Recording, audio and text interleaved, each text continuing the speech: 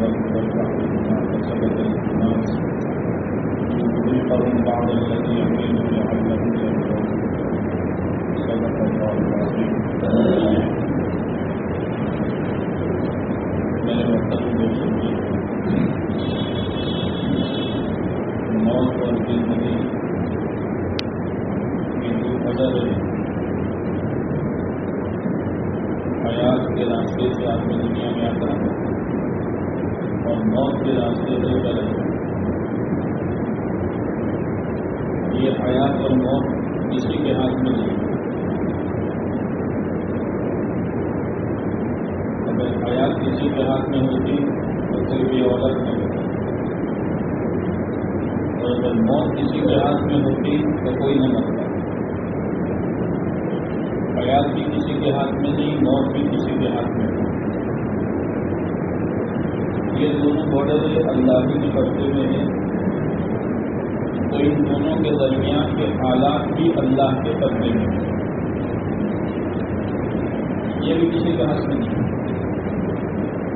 مالداری، غریبی، بیماری، تندرستی، کاموں کا بننا، کاموں کا بگڑنا،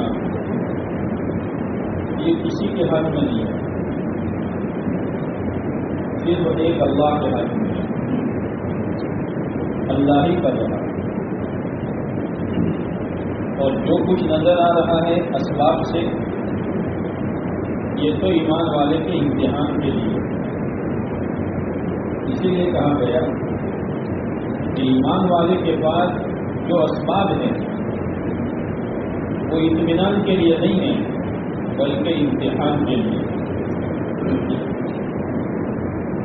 ان اسباب میں رہ کر کیا کرتے ہو؟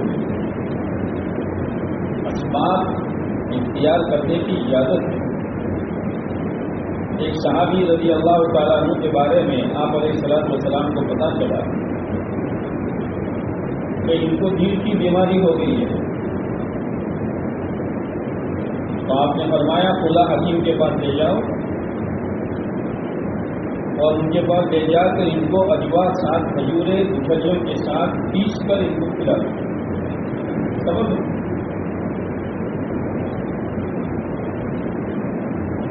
ایک صحابی کے بھائی کے پیٹ میں درد پیدا ہوا، وہ آئے تو آپ علیہ السلام نے فرمایا تمہارے بھائی کو شہد پلاؤ.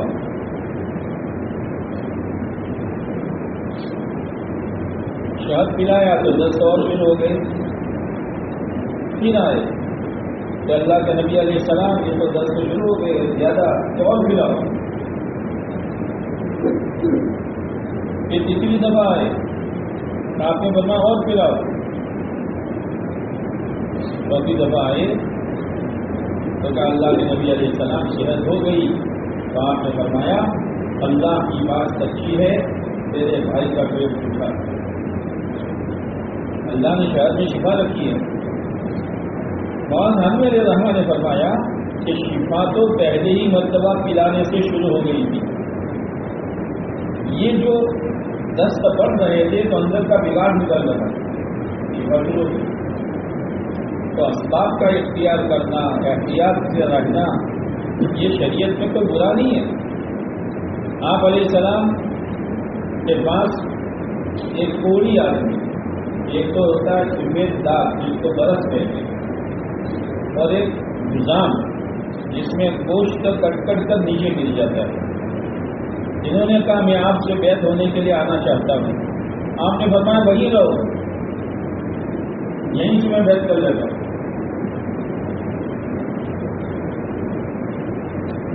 جہاں کس کوئی جگہ وبا پھیلتی ہے تو آپ علیہ السلام نے کیا بتایا؟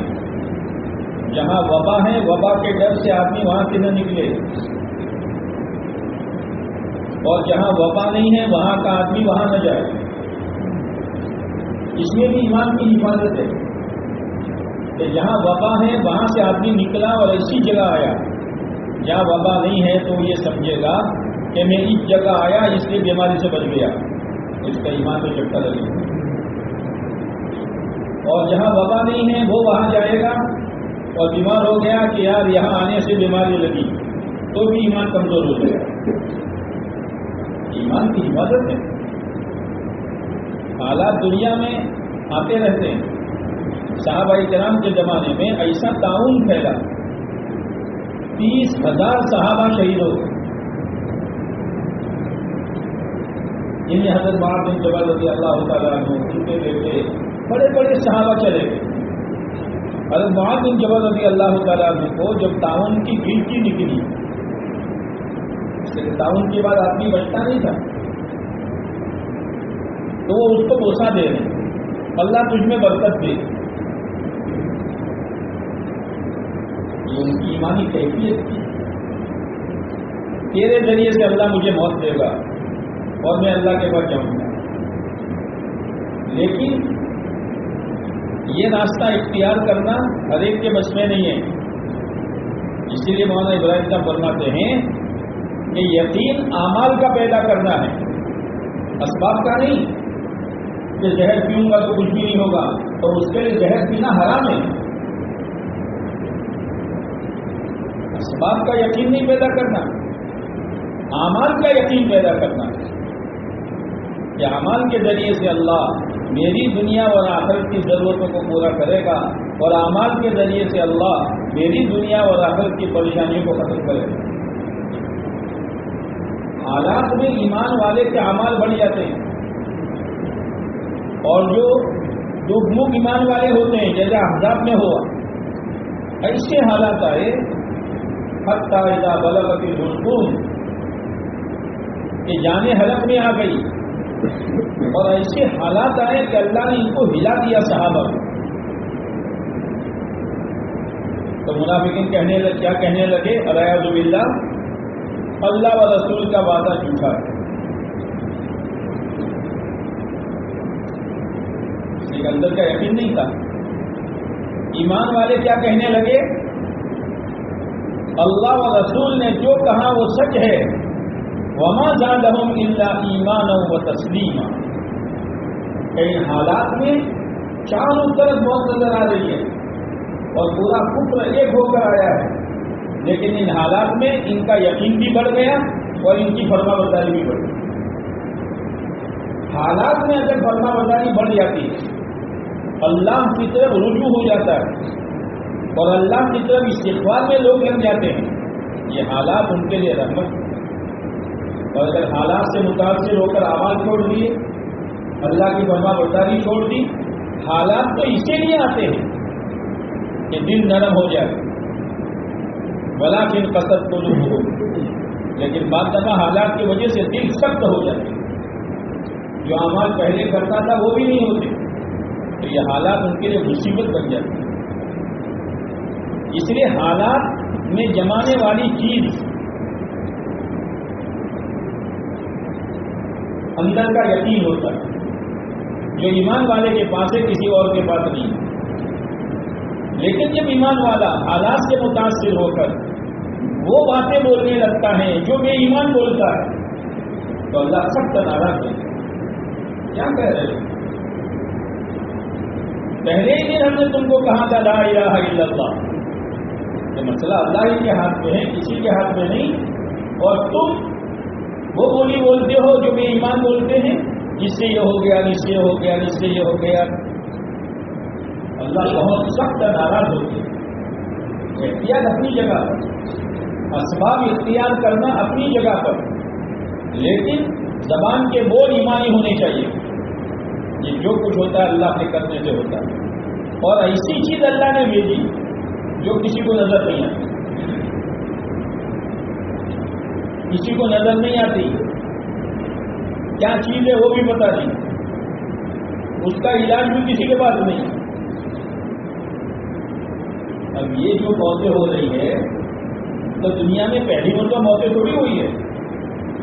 5 شہروں میں جو موتیں ہوتی ہیں تو ان کو دفنایا جاتا ہے تو ان کا لسٹ ہوتا ہے.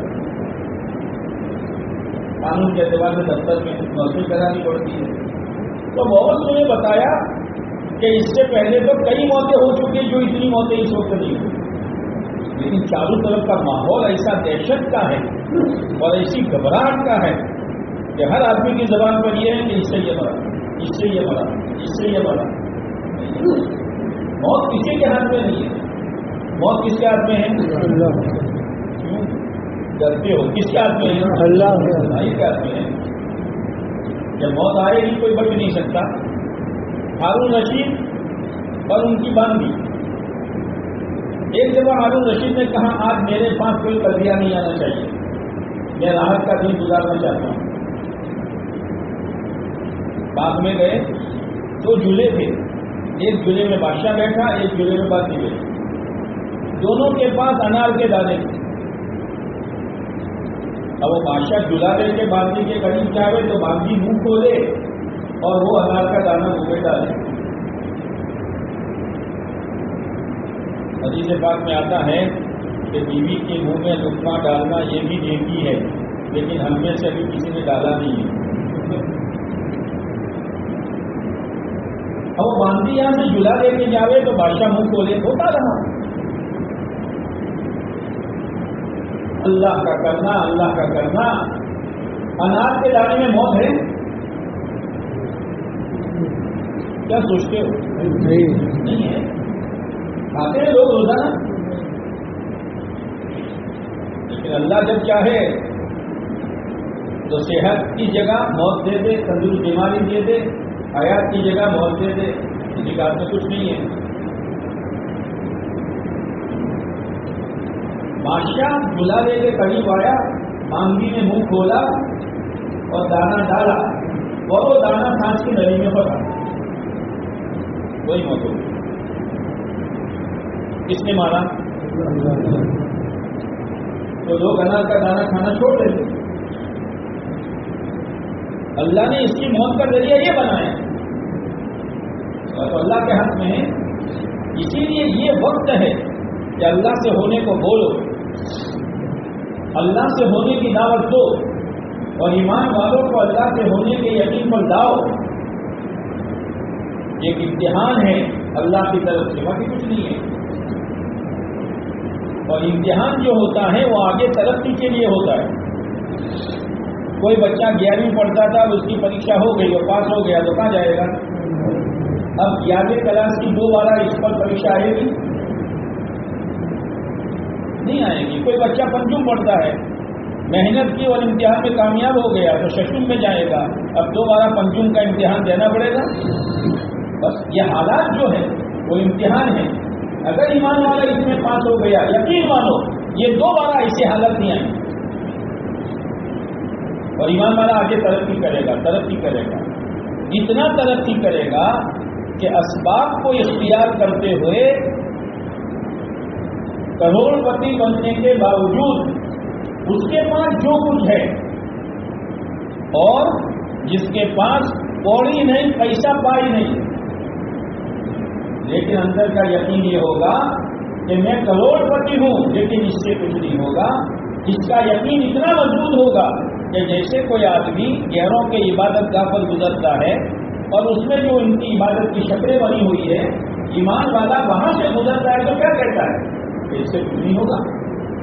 اتنا یقین ہونا چاہیے اسباب میں. اسباب میں لگنا جائز ہے, وہاں جانا جائز نہیں, لیکن یقین دونوں کا برابر ہونا چاہیے کہ جیسے اس سے کچھ نہیں, ہوٹل سے بھی کچھ نہیں, اس سے کچھ نہیں, کاروبار سے بھی کچھ نہیں, اس سے کچھ نہیں, فیکٹریوں سے بھی کچھ نہیں, اس سے کچھ نہیں, کسی سے کچھ نہیں. یہ یقین اندر کا ہونا چاہیے.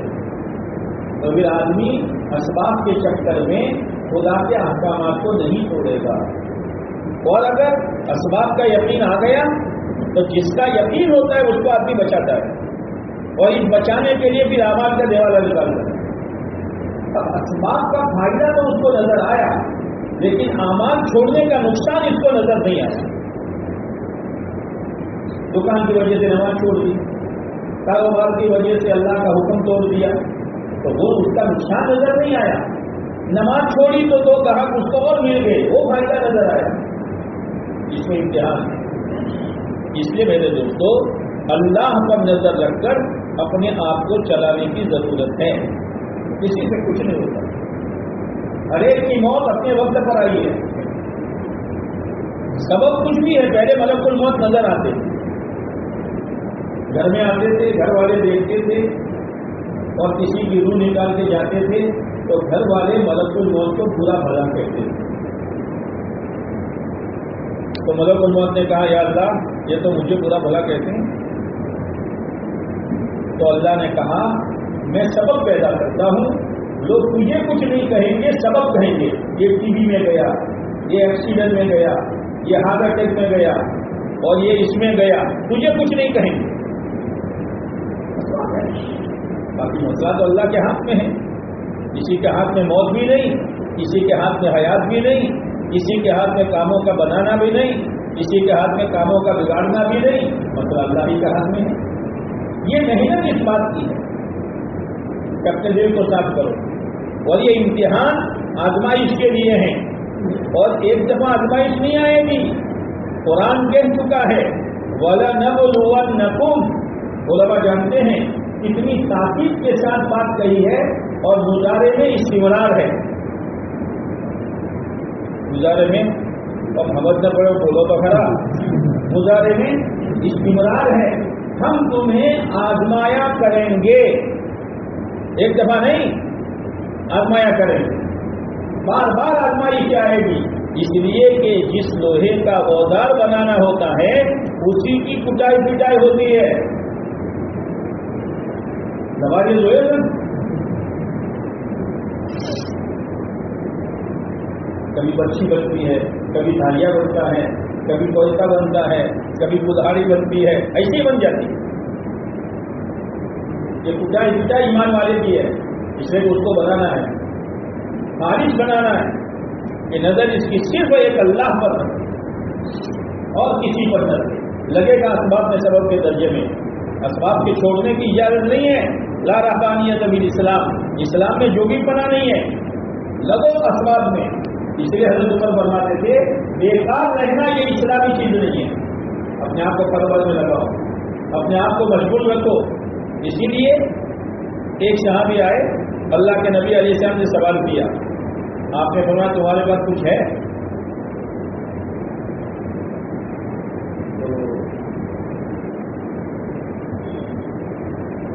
تو کچھ بھی نہیں ہے. تو ان کے لیے کچھ درہم کا انتظام کیا, اتنے درہم کی کلہاڑی خرید کر لاؤ. اور آپ نے اس کلہاڑی میں دستہ خود فٹ کیا تھا. 10-15 دن تک جنگل میں جاؤ, 10-15 دن تک مجھے منہ مت بتانا, اور لکڑیاں کاٹو, اور لکڑیاں کاٹ کر پھر بیچو. آپ نے دعا نہیں بنوائی, سبب میں لگایا. کہو اب وہ 10-15 دن کے بعد آئے, کہ کیا وہ آپ کا اتنا منافع ملا؟ کہ جاؤ اپنے دربار کو خرچ کرو, سوال مت کرو, سبب اختیار کرے. لیکن اسباب آنے پر, اسباب کے زیادہ ہونے پر آدمی جو ہے, اس لیے مولانا یوسف شاہ رحمۃ اللہ علیہ فرمایا کرتے تھے, بہت افسوس کی بات ہے کہ لوگ بازاروں سے مسجدوں میں آتے ہیں لیکن مسجدوں سے بازار میں نہیں جاتے. لوگوں کو تعجب ہوگا کہ حضرت ہماری محنت ہی یہی ہے کہ لوگ بازاروں سے مسجد میں آویں اور مسجد سے بازار نہ جاویں, اور آپ اس پر افسوس کر رہے ہیں. آپ نے فرمایا تم میری بات سمجھے نہیں ہو. بازار والا یقین لے کر مسجد میں آتے ہیں, اور مسجد والا یقین لے کر بازار میں نہیں جاتے. یہ افسوس کی بات ہے. کوئی دکان کا, کاروبار کا, نوکری کا, سروس کا, فیکٹری کا یقین لے کے مسجد میں آتا ہے, اور اسی وجہ سے جلدی جلدی نماز پڑھ کر وہی بھاگتا ہے. مسجد والا یقین لے کر بازار میں نہیں بیٹھتا. اسی لیے بازار والی آواز بدل جاتی ہے, مسجد والی آواز نہیں بدلتی. اذان کے الفاظ بدلے, چم ملتان نہیں بدلے, بازار کی آواز بدل جاتی ہے. مولانا محمد صاحب رحمۃ اللہ علیہ کی مثال دیتے ہیں. ایک بہت بڑا کاروبار والا دکان کھول کے بیٹھا, لاکھوں روپے کا مال اس کی دکان میں ہے, لیکن وہ کس کے انتظار میں ہے؟ کس کے انتظار میں ہے؟ گراہک کی. کیوں؟ وہ اپنے زبان حال سے یوں کہتا ہے یہ لاکھوں روپے کے مال سے میری زندگی نہیں بنے گی, میری زندگی کو گاہک آئے گا جو پیسے لے گا اس سے بنے. اور کوئی لکھپتی آیا, اس کا دھیان کیا ہے جب پیسوں سے تو نہیں ہوگا، کچھ چیزیں ہو تو ہوگا، تو وہ دکان والے کے پاس جا کر چیزیں مانگتا ہے اور وہ اپنے زبان حال سے یوں کہتا ہے میرے پیسوں سے کچھ نہیں ہوگا، یہ مال دے تاکہ میری زندگی بنے.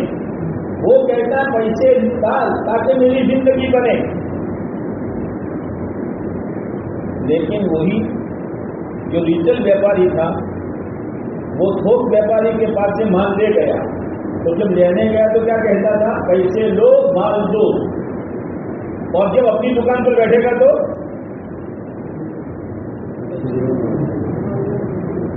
مال لو پیسے لاؤ. آواز ابھی نہیں بچوں.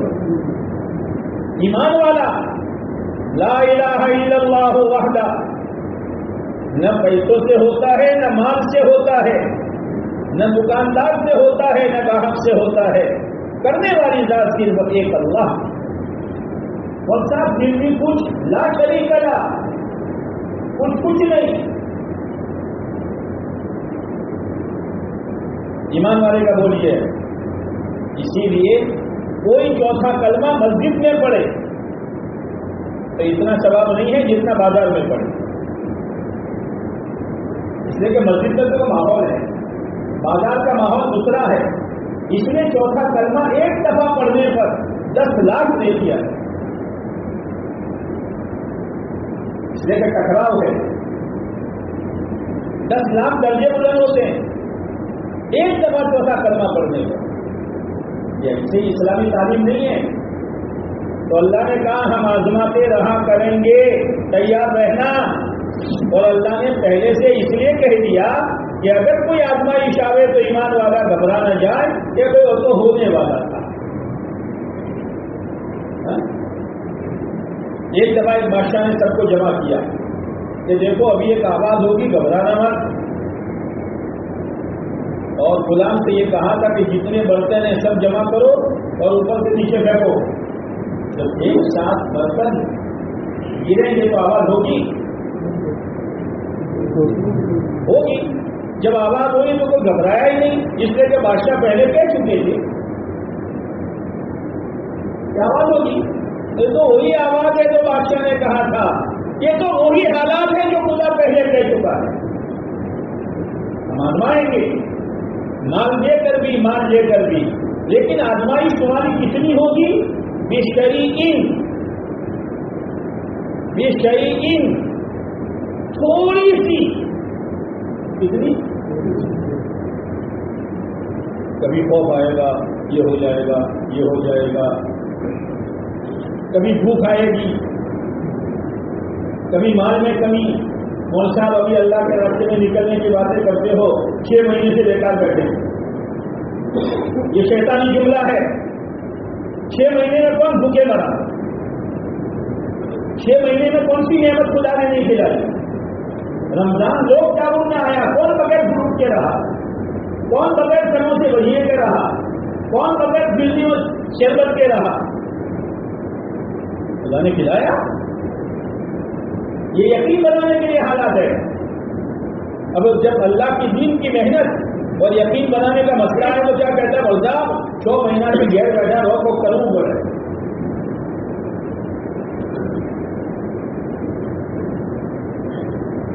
ایمان والا اور یہ امتی 6 مہینے سے دعوت کا کام بند تھا. آپ یقین مانو کہ وہ جوان جس کو دین سے زیادہ تعلق نہیں تھا لیکن مسجدوں کے بند ہونے پر بھی اس کا دل روتا تھا. ہاں یہ مسجدیں بند ہو گئی، ہاں یہ مدرسے بند ہو گئے. چاہے وہ نمازیں نہیں آتا تھا. یہ اندر کی ایک چیز ہے کہ اہمیت ہے تو اللہ کے احکامات کی ہے، چاہے ماحول کی وجہ سے وہ نماز سے دور ہے. جب بازار کھلے تو ہر ایک دوڑا، رکشہ والا رکشہ کی طرف، ہوٹل والا ہوٹل کی طرف، کارخانے والا کارخانے کی طرف، گلے والا گلے کی طرف. جن کے دل میں اللہ کے دین کی عظمت تھی یہ کہاں دوڑے؟ دعوت کی محنت کی طرف.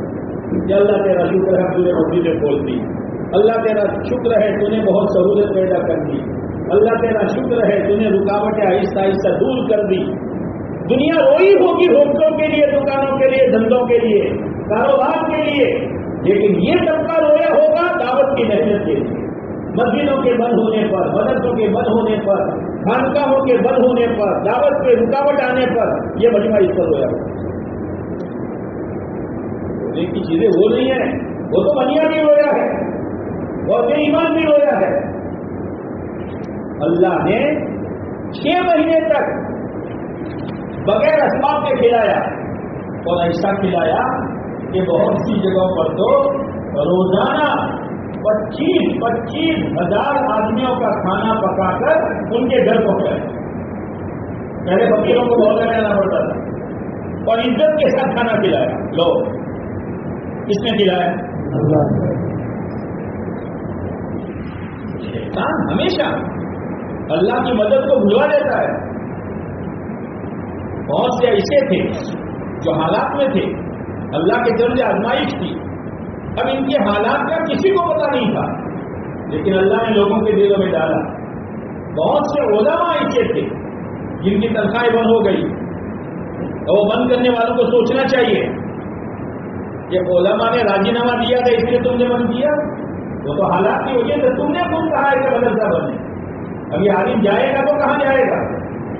وہ غیرت مند علماء ٹھیک لیتے ہوئے شرماتے ہیں.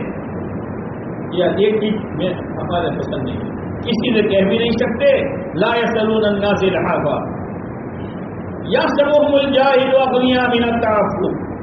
بہت سے لوگ یہ سمجھتے ہیں مولوی صاحب نے مان تو گھنوس سے، وہ مانگتے نہیں ہیں اور چمٹ کر مانگتے بھی نہیں ہیں اور لیتے بھی نہیں ہیں. تو لوگوں نے آپس میں مشورہ کیا کہ پیچھے مت دو، چپکے سے عزت کے ساتھ ہدیے کے طور پر رقم دے دو. آپ نے فضائل صدقات میں سنا ہوگا کہ ایک ڈاکو کی جماعت جا رہی تھی، اب ایک جگہ پر ٹھہری تو کھجور کا تنا ہے، ایک پرندہ کچھ چونچ میں لے کے آتا ہے اور اس میں ڈالتا ہے، پھر چلا جاتا ہے، پھر آتا ہے. اس نے کہا کیا بات ہے، جب اللہ کسی کو ہدایت دینے پر آتا ہے تو کوئی نہ کوئی سبب پیدا کر دیتا ہے.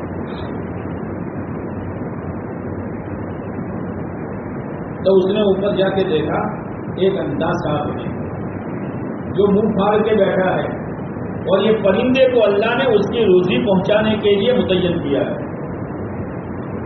فوراً دل پر چوٹ لگی، یا اللہ تو اندھے صاحب کو نہیں بھولتا، مجھے کیسے بھولے گا؟ یہ میں نے کیا کیا کہ ڈاکہ ڈالنا شروع کر دیا اسی وقت. تو اس لیے روزی کا مسئلہ ہوٹلوں سے نہیں ہے. اسی لیے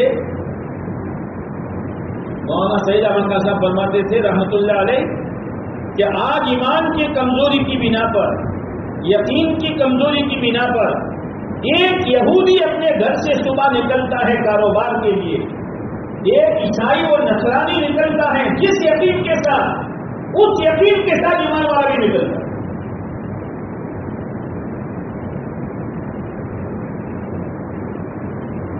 صدیق اکبر رضی اللہ تعالیٰ عنہ جب خلیفہ بنے تو کپڑے کی دکان تھی، کندھے پر کپڑے ڈال کر چلے. حضرت عمر ملے، ابوبکر کہاں چلے؟ کاروبار کے لیے. خلیفہ بنے ہو اور وہاں لگو گے تو یہاں کیا کہا؟ بچے کیا کھائیں گے؟ رہبری ہے. لیکن اسی کو سب کچھ سمجھنا تو پھر کہ ہم آپ کے لیے وظیفہ مقرر کرتے ہیں. وظیفہ دیا پوری زندگی. ایک دفعہ بیوی نے کہا ابو بکر کچھ میٹھا کھانے کا جی کرتا، کچھ کب کہا ہوگا؟ اور اللہ نے ہم کو تو اتنا دیا ہے، جب چاہے مٹھائی کھا لو، جب چاہے شیرہ بنا لو، جب چاہے سوزی بنا لو، جب چاہے زردہ بنا لو. الحمدللہ. انہوں نے کہا اب وہ کرنے کا پیسے تو ہے ہی نہیں، تو میرے پاس ہے. وہ کہاں سے لائی کہ تمہیں یہ آتا تھا پگار ہوں بھی تھوڑا تھوڑا بچا لی سے تو شاباشی دی آؤ بجوز ہوئے.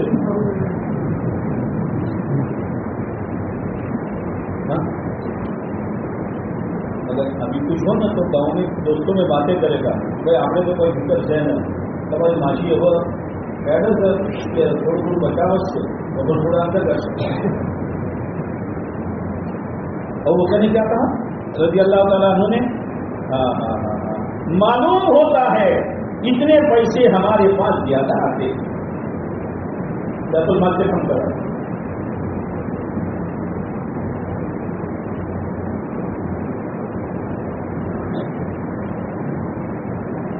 ایک مرتبہ مہمان آئے تو آپ نے مہمان کو بیٹے کے حوالے کیا کہ وہ آؤں تم تمہیں مہمان نہ کھاؤ رہے.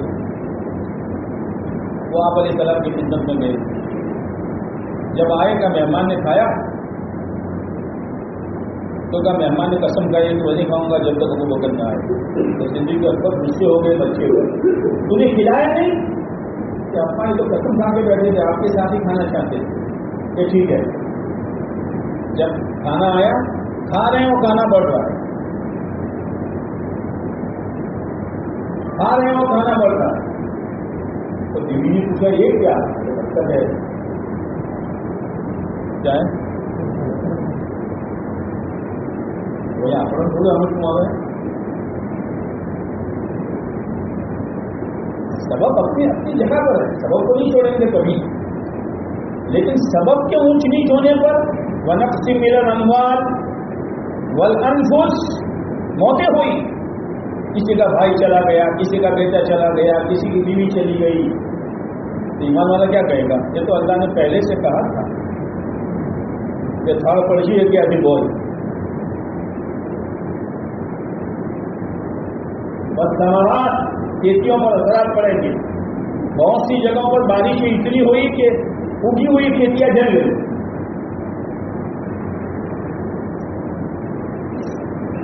آزمائش ہے.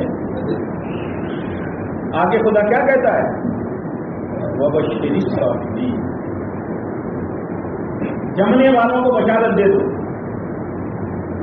جو جمے ہیں, نہ نماز میں کوئی فرق, نہ ذکر میں کوئی فرق, نہ تلاوت میں کوئی فرق, نہ گشتوں میں کوئی فرق, نہ سیر روزہ میں کوئی فرق, نہ 2.5 گھنٹے میں کوئی فرق.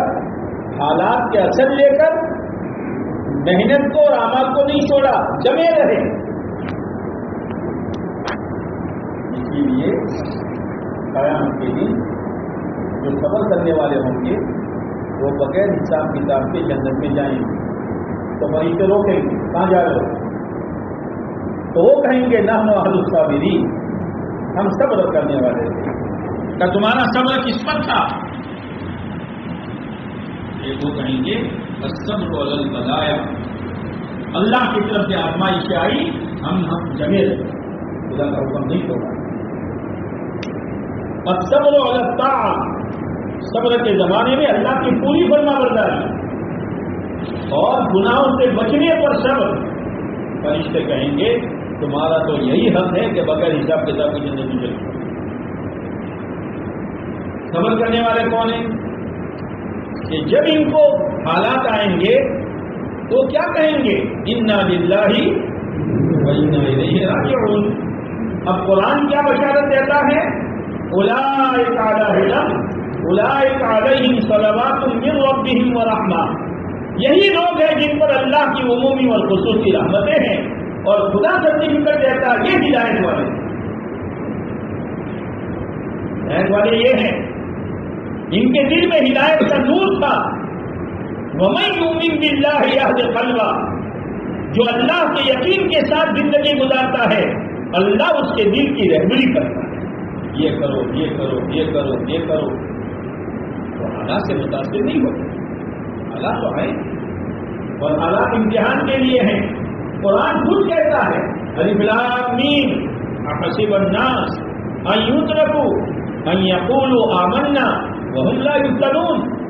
تم یوں کہو ہم اللہ پر ایمان لائے, ہم اللہ کے یقین کے ساتھ زندگی گزارتے ہیں اور ہم تمہیں آزمائے ہیں.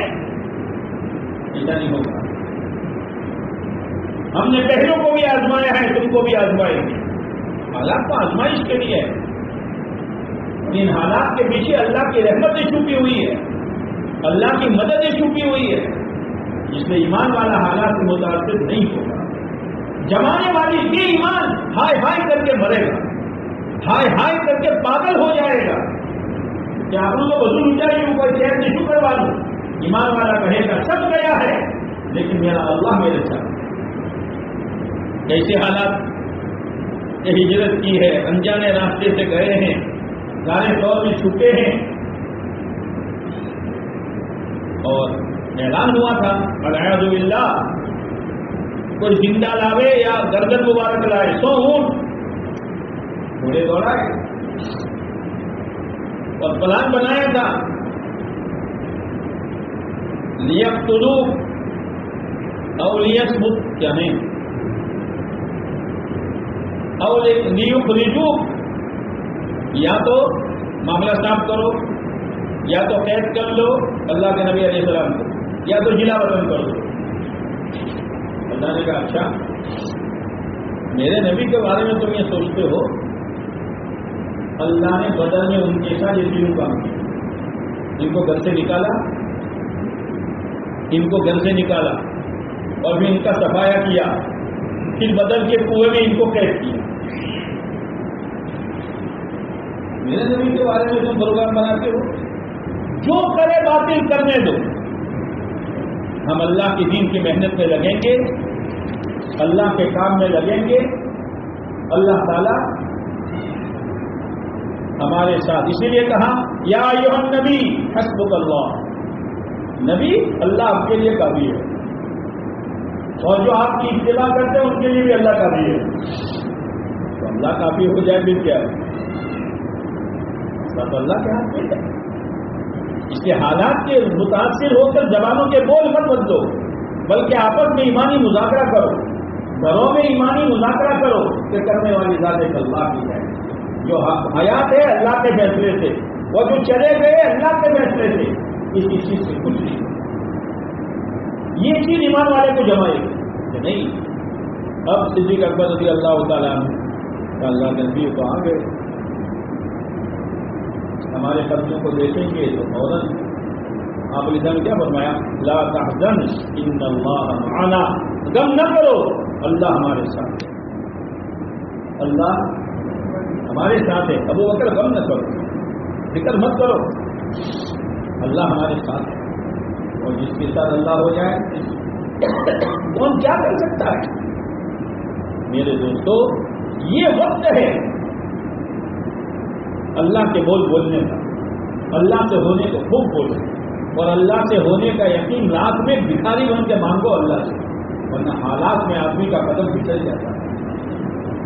ایسے ایسے بول بولتا ہے جس سے اللہ ناراض ہوتا ہے. کیا بولتے کیا بولتے جیسے ایک یہودی اور ایک عیسائی اس یقین کے ساتھ جاتا ہے کہ اپنے مسائل تو دنیا سے حل ہوں گے, اپنی ضرورتیں تو کاروبار سے پوری ہوگی. آج ایمان والا بھی اسی نیت کے ساتھ جاتا ہے, حالانکہ ایمان والا اس نیت سے جائے گا میرے اللہ نے دنیا کو دارالاسباب بنایا ہے, اور میرے اللہ نے اسباب میں لگنے کی اجازت دی ہے, میں اس لیے دکان پر جا رہا ہوں. اب اس دکان پر جا کر یہ جو کہتے ہیں نا کہ زندگی صفت صلاۃ پر آ جائے, صفت صلاۃ پر آ جائے, صفت صلاۃ پر آ جائے, کیا مطلب صفت صلاۃ پر آ جائے؟ دکان میں نماز پڑھ دو رہے, صفت صلاۃ پر آ جائے. کہ بزرگوں سے سنا ہے کہ صفت صلاۃ پر آ جائے, پر صفت صلاۃ ہے کیا؟ صفت صلاۃ یہ ہے کہ تم گھر میں رہو, بازار میں رہو, نوکری پر رہو, سیٹ بن کر رہو, لے رہے ہو, دے رہے ہو, جس حال میں ہو, جیسے نماز میں تم نے اپنے اعضاء پر کنٹرول کیا ہے اللہ کا حکم سمجھ کر, جہاں بھی رہو اللہ کا حکم سمجھ کر اعضاء پر کنٹرول کرو. نماز میں بولنا جائز نہیں ہے تو باہر رہ کر جھوٹ بولنا بھی جائز نہیں ہے. نماز میں تو کوئی جھوٹ نہیں بولے گا, لیکن وہاں نفس بولنے سے روکا ہے. یہاں جھوٹ مت بولو, گالی مت دو, غیبت مت کرو, بہتان مت لگاؤ, کسی کو ایسا جملہ نہ کہو جس سے اس کا دل پھٹ جائے. ہاتھوں پر پابندی ہے, کھڑے ہو تو کہاں, رکوع میں ہو تو کہاں, سجدے میں ہو تو کہاں, قاعدے میں ہو تو کہاں, جیسے وہاں تمہاری مرضی نہیں, گھروں پر, ہوٹلوں پر, دکانوں پر بھی تمہارے ہاتھ پر تمہاری مرضی نہیں, اللہ کی مرضی. یہ ہے صفت صلاۃ. اس سے زندگیاں بدلتی ہے. اللہ کا بندہ بن کر اسباب میں لگے گا. جب اللہ کا بندہ بن کر لگے گا، چلے نہ چلے، زیادہ آئے کم آئے، گھبرائے گا نہیں. میں تو اللہ کا حکم پورا کرنے کے لیے گیا تھا. جیسے ایک صحابی رضی اللہ تعالیٰ عنہ نے دکان کھولی، کوئی وہاں آوے نہیں تو تعلیم کرتا ہے. انہوں اندو مکجو، انہوں پہلا خونا مکڑیا کو مکجو.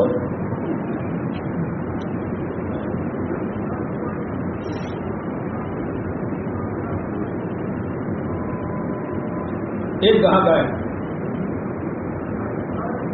اور وہ ایک چیز لے گیا، دوسرے دن واپس دے گیا.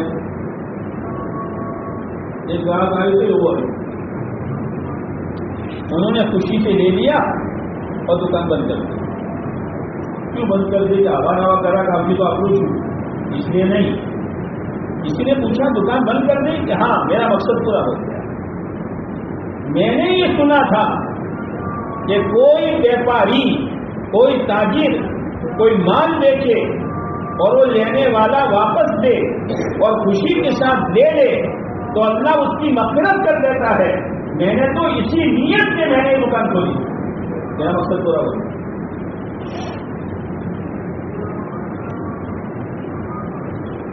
ایک صحابی رضی اللہ عنہ نابینا تھے، جنہوں نے اپنے چارپائی سے لے کر دروازے تک رسی باندھی. جب بھی کوئی سائل آتا تو رسی کے سہارے جا کے خود اس کے ہاتھ میں سوال دیتے. تو بچوں نے کہا ابا آپ معذور ہیں، نابینا ہیں، آپ ہمیں کہیں. کیا کہا؟ میں سائل کی غرض کی وجہ سے سوال نہیں دیتا. اگر میں نہیں دوں گا دوسرے گھر سے اس کو مل جائے گا. میں تو اپنے لیے کہ میں نے یہ سنا ہے کوئی ایمان والا اپنے ہاتھ سے سائل کے ہاتھ میں سوال دیتا ہے، اللہ اس کو بری موت سے بچاتا ہے. یہ محنت کی برکت کہ ہر ایک اپنی زندگی بنانے کی، اپنی آخرت بنانے کی فکر میں تھا. اس لیے میرے دوستو گھبرانے کی ضرورت نہیں ہے. اس کے تذکرے ہی بند کر دو اللہ کے واسطے. اور سب کو ڈالو چولہے میں، مت دیکھو. سب جھوٹی خبریں ہیں اور اس سے ایمان والا متاثر ہوتا ہے. اخباروں کو مت دیکھو. تعلیم کے ذریعے سے پیارے نبی علیہ الصلوۃ والسلام کی نورانی باتوں کو گھر گھر جا کر ایک دوسرے کو ایمانی بولو. جو کام کرنا ہے وہ کرو. اللہ کا تعلق پیدا کرو اور تعلق والے کی بات جلدی مانی جاتی ہے. اسی لیے ایک حاجی صاحب نے مولانا یوسف صاحب رحمۃ اللہ علیہ سے یوں کہا، حضرت آپ یہ فرماتے ہیں دین کو اللہ پھیلائے گا، دین کو اللہ پھیلائے گا، تو آپ ہمیں کیوں ٹھکاتے ہیں؟ اللہ پھیلائے گا. مولانا یوسف صاحب نے کیا فرمایا؟ مولانا یوسف صاحب نے فرمایا ہاں بھائی اللہ پھیلائے گا. ہم اس لیے تھکتے ہیں کہ تھکتے تھکتے تھکتے اللہ کے قریب ہو جائے اور پھر قریب میں جا کر اللہ سے یوں کہے کہ اللہ دین پھیلا، اور قریب والے کی بات خدا سن جاتا ہے. چلیے اس لیے اپنے کام میں ہم لگے، ہم اللہ کے دین کی مدد میں لگے، اللہ کے دین کی محنت میں لگے. مت گھبراؤ. یہ بول بند کرو 6 مہینہ دن 8 مہینہ جو بیٹھا دیے نہیں، یہ ایمانی بول نہیں ہے. مسئلہ اللہ کے ہاتھ میں ہے، روزی اللہ کے ہاتھ میں ہے، رزق اسی کے قبضے میں ہے. اور حدیث پاک میں آتا ہے کوئی آدمی مر نہیں سکتا جب تک وہ اپنی روزی کو پورا نہیں کرے. روزی آگے ہے، موت پیچھے. ایک دانہ باقی ہوگا نہیں مر سکتا. اس لیے اس وقت ایک کام رکا ہوا ہے حالات کی وجہ سے، مصلحت کی وجہ سے، حالات کی وجہ سے کام رکا ہوا ہے. اب اللہ نے سہولت پیدا کی ہے تو لوگ پائچے چڑھا چڑھا کر کاروبار میں رکھتے ہیں. ہم پائچے چڑھا چڑھا کر کہاں جائیں گے؟ سب بولتا ہے کہاں جائیں گے؟ گنگناٹ مت کرو، کہاں جائیں گے؟ اللہ کے راستے میں جائیں گے. کہو انشاءاللہ. اب ریل بند ہیں، بسیں بند ہیں، صبح میں حالات ہیں. جماعت کیسے جائے گی، کہاں جائے گی، یہ ہمیں نہیں سوچنا. میں یہ کہتا ہوں جماعت اگر کسی صوبے میں جائے وہاں جانا کہو انشاءاللہ، اور اگر صوبے میں گنجائش نہیں ہے اپنے گجرات کے صوبے میں رہے تو وہاں، اور اگر وہاں گنجائش نہیں ہے تو اپنے ضلع میں رہے تو وہاں، اور وہاں بھی گنجائش نہیں ہے اپنے محلے میں چیزیں گزارے تو بھی وہاں، لیکن ہمیں تو اللہ کی نسبت پر قربانی دینی اور زیادہ سے زیادہ خرچ کی جماعتیں بنانی ہیں، پھر جہاں خدا مقدر پہ ہوگا وہاں بھیجے گا۔ لیکن یقین مانو ایک رکاوٹ آئی ہے، اگر اس وقت تھوڑا دھکا ہم نے لگا دیا تو پھر بعد میں جتنی خیر وجود میں آئے گی ہمارا تو لگے گا چلا، لیکن جتنی خیر وجود میں آئے گی انشاءاللہ سب ہمارے نامہ اعمال میں۔ یہ وقت ہے، مت بچاؤ اپنے آپ کو۔ مولانا یوسف صاحب رحمۃ اللہ علیہ کے زمانے میں ایک بزرگ آئے شاعر کش، جن کے دلوں پر اللہ کھول دیتا ہے، کہ مولانا یوسف میں آسمانوں پر اللہ کا عذاب دیکھ رہا ہوں، وہ منڈلا رہا ہے، کب آ جائے؟ مولانا یوسف صاحب رحمۃ اللہ علیہ نے دعا کے لیے نہیں کہا حضرت دعا کرو، وہ تو کہہ کر چلے گئے۔ اندر میں ایک بات ہونی چاہیے، جیسے مولانا الیاس صاحب رحمۃ اللہ علیہ نے فرمایا تھا، یہ ہماری محنت حل المشکلات کا تعویذ ہے، تمام مشکلوں کا حل اسی میں ہے۔ اس لیے مولانا الیاس صاحب رحمۃ اللہ علیہ کا جب بھی کوئی آتا، حضرت بیوی بیمار ہے جماعت میں جا، حضرت قرضہ چڑھ گیا جماعت میں جا، حضرت کاروبار نہیں چلتا جماعت میں جا، حضرت کسی نے غلط کیس کر دیا کہ جماعت میں جا، ہر درد کی دوا صلی اللہ۔ پھر مولانا الیاس صاحب رحمۃ اللہ علیہ فرماتے تھے، میں ان کو اللہ کے راستے میں اس لیے بھیج رہا ہوں کہ ان پر جو حالات آئے وہ کس کی طرف سے آئے، اور دور کون کرے گا؟ اللہ، اور دور ہوگا اللہ کی مدد سے، اور اللہ نے یہ کہا ہے تم اللہ کے دین کی مدد کرو، اللہ تمہاری مدد کرے گا۔ اس لیے میں ان کو اللہ کی مدد کے ساتھ جوڑنا چاہتا ہوں، اپنی دعا کے ساتھ جوڑنا نہیں چاہتا۔ اللہ کے راستے میں جائیں، حالات کا حل اسی میں ہے۔ ان تنصروا اللہ ینصرکم ویثبت اقدامکم، خدا تمہارے قدموں کو جمائے گا۔ ان ینصرکم اللہ فلا غالب لکم، اگر اللہ تمہاری مدد کرے تم پر کون غالب آ سکتا ہے؟ وَإِن يَخْذُلْكُمْ فَمَنْ ذَا الَّذِي يَنصُرُكُمْ مِنْ بَعْدِهِ، اور اگر اللہ تمہیں چھوڑ دے کون ہے جو تمہاری مدد کرے؟ مدد تو اللہ ہی کرے گا۔ باپڑے مت بنو، بوڑھے بھی جوان بھی علماء بھی سب فرصت میں ہیں، اللہ کے دین کی نسبت پر قربانی پر آ جائے۔ یہ مجمع یہ طے کرے کہ اکتوبر تک، یہ مہینہ اکتوبر کا ہے، اکتوبر کی اینڈ تک یا زیادہ سے زیادہ نومبر کی 10-15 تاریخ تک ہمیں اپنا اس سال کا چلہ لگانا ہے۔